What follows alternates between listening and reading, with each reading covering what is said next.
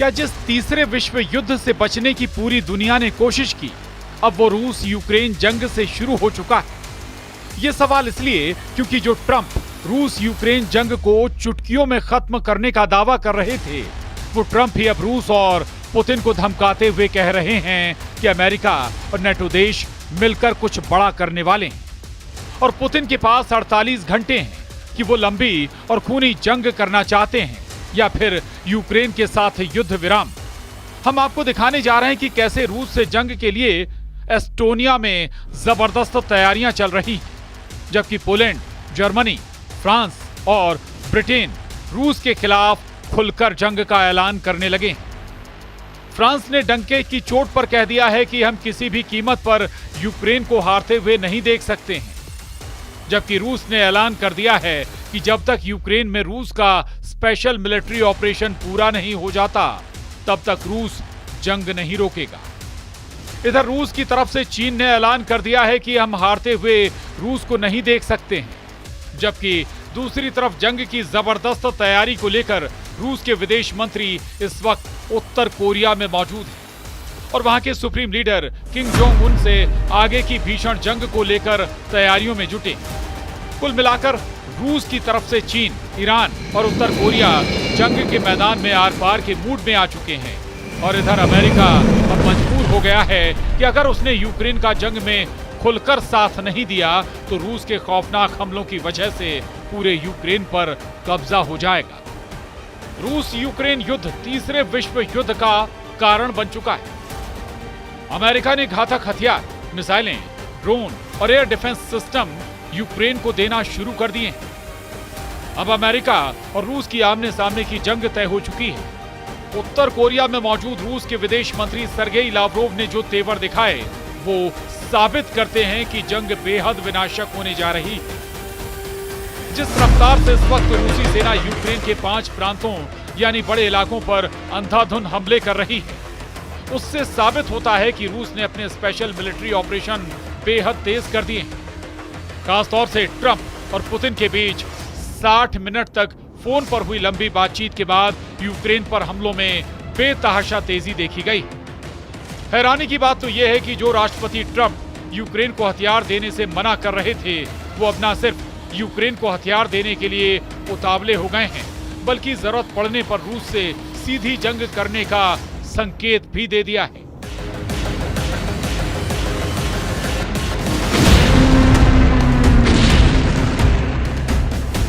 सबसे पहले आप ये जान लीजिए, आखिर इस वक्त रूस के हमलों में ऐसा क्या है कि अब अमेरिका और फ्रांस जैसे देश रूस से सीधी जंग करने का ऐलान करने लगे। इन्हीं धमकियों को देखने के बाद अब रूस की तरफ से यूक्रेन पर 10 गुना हमले बढ़ चुके हैं।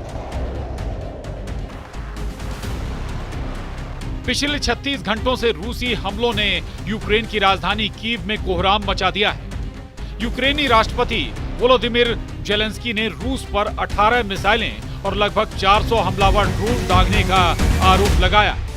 यह हमला ज्यादातर कीव और आसपास के इलाकों को निशाना बनाकर किया गया और लगभग 10 घंटे तक चले। पिछले 18 घंटे में ही कीव में रूसी हमले में 2 से ज्यादा लोगों की मौत हो चुकी है और 16 से ज्यादा घायल।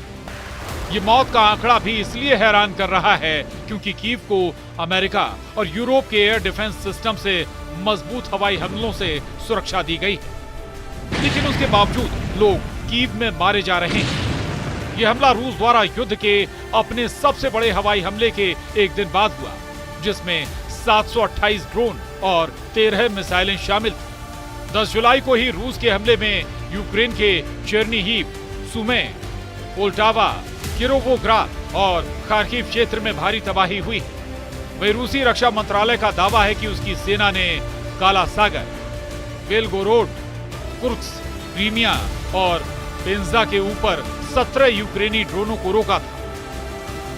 रूस पिछले 10 दिन से यूक्रेन पर बेहद तेज रफ्तार हमले कर रहा है। दावों के मुताबिक रूस इस वक्त ईरानी निर्मित शाहिद 136 ड्रोन, स्कंदर M मिसाइलों, सुखोई सीरीज के लड़ाकू विमानों, TU सीरीज के बम वर्षकों से बेहद सटीक हमले यूक्रेन पर कर रहा है। यूक्रेन का दावा है कि रूस ने नए इलाकों को इसलिए निशाना बनाना शुरू कर दिया है ताकि यूक्रेन की अग्रिम सुरक्षा पंक्ति को तोड़ा और भटकाया जा सके।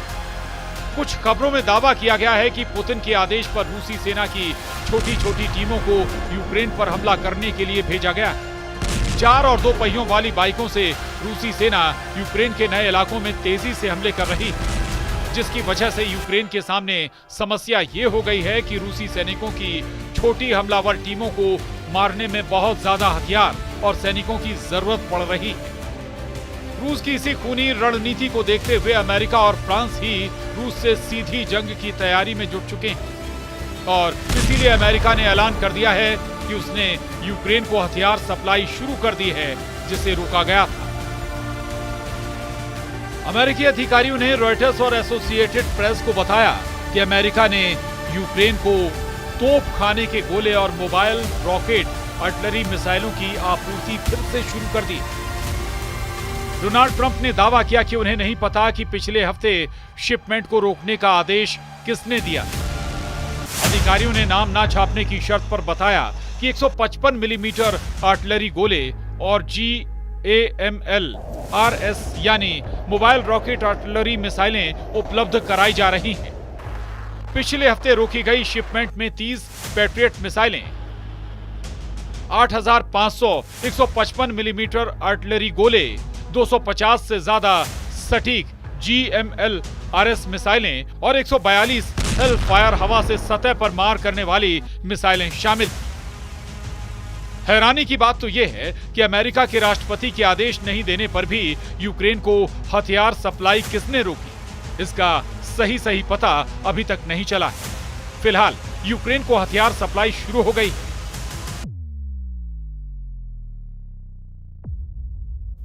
राष्ट्रपति पुतिन जैसे सख्त जुनूनी नेता ने यूक्रेन में अब तक 4 प्रांतों पर अपना कंट्रोल कर लिया है।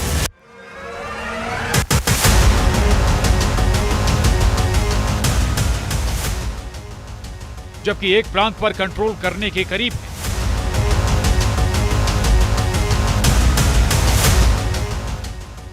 ताजा आंकड़ों के मुताबिक रूस सेना 27% इलाका यूक्रेन का जीत चुकी है, जिसमें यूक्रेन का वो इलाका भी जिसे यूक्रेन का सफेद सोना कहा जाता है।